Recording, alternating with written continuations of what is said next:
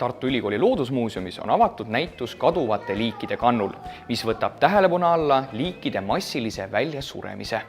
Liigid surevad praegu välja sama intensiivselt kui 60 miljoni aasta eest, mil planeedilt kadusid dinosaurused ning olukorra tõsidusele viitavad teadlased juba mõnda aega.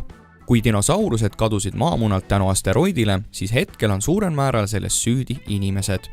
Selle näol, et hävitab elupaikasid ja nii-öelda ekspluateerib siis nagu üle või selline ülepüük. Kui eelnevad faktid panevad eelkõige muretsema looduskaitsjad ja teadlasi, siis märksa kõnekam on aduda, et peagi ei pruugi vabast loodusest leida enam tiigreid, jääkarusid, kaelkirjekuid ja elevante. Teadlased on seda ammu juba rääkinud, miks inimesed ei kuula neid ja kas see on nagu piirkonniti erinev ka, et kuidas neid samme võetakse, et nad välja ei sureks? See on jah, hea küsimus selline, et miks ei kuulata. Mõnel pool kindlasti kuulatakse rohkem ja mõnel pool vähem, eks paljustki on inimese selline mugavuse küsimus on, et kui oled harjunud ühtemoodi käituma, siis käitud edasi. See kõik on kinni meie tarbimises, tuues näitena palmiõli üha suuremat tarbimise. Palmiõli on toidu- ja kosmeetikatööstuses hinnatud muulgas oma odava hinna tõttu. Hiljutistest uuringutest selgub, et selle tootmisega kaasnevad aga inimõiguste rikkumised ning tõenäoliselt pöördumatu keskkonnakahju Kagu-Aasia metsadele ja loodusele, mille tulemusel on tõsine oht teatud liikide väljasuremisele. Hiljutistest uuringutest selgub, et selle tootmisega kaasnevad aga inimõiguste rikkumised ning tõenäoliselt pöördumatu keskkonnakahju Kagu-Aasia metsadele ja loodusele, mille tulemusel on tõsine oht teatud liikide väljasuremisele.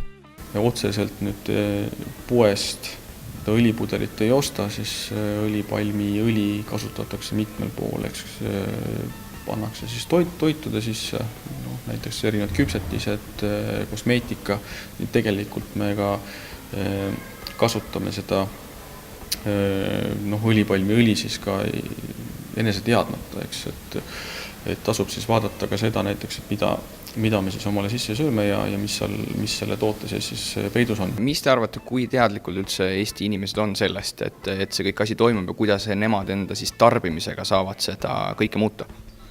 Minu arvamus on see, et need on sellised pisiasjad,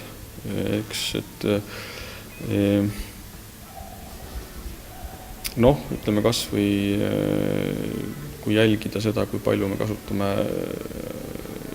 autosid, et kas ma sõidan see 500 meetrit autoga tööle, kilomeeter või 2 või ma käin selle jala näiteks, et minu meelest Tartu on väga hea linn, kus elada selleks, et liikuda jala enamus aega, või jalgrattaga. Et need on sellised pisiasjad, et kui üks inimene seda teeb, see võib-olla ei avalda erilist mõju, aga kui Tartu täis inimesi kasutab vähem või põletab vähem fossiilseid kütuseid, siis see võiks juba avaldada mõju, eks. Et see on selline võib-olla üks näide. Kui inimesed terves maailmas jätkavad samas stiilis tarbimist, nende elustiil ja suhtumine loodusesse ei muutu, siis aastaks 2050 on seis üsna nukker. 2050 oleme tõenäoliselt seal, et ma ei oska nüüd öelda täpselt, kui palju neid liike siis välja sureb ja kui palju neid järgi jääb, aga kindlasti on neid siis kordades vähem, kui on praegu, ehk siis see liigirikkus on siis tohutult madalam võrreldes siis tänasega. Näitus kaduvate liikide kannul koosneb mitmest osast. Muuseumi püsiekspositsioonis ringi jalutades saab nutiseadmest uurida 40 maailma loomaliigi haruldaseks muutumise lugusid ning seda, mida on tehtud nende säilitamiseks. Ja selleks, et saada lisainfot kaduvate liikide kohta, siis on siin vitriinide peal QR-koodid. Võtate välja enda nutiseadme, panete selle siia ja see kuvab teile kohe info selle kohta. Näitus jääb avatuks kuni 31. oktoobrini 2018.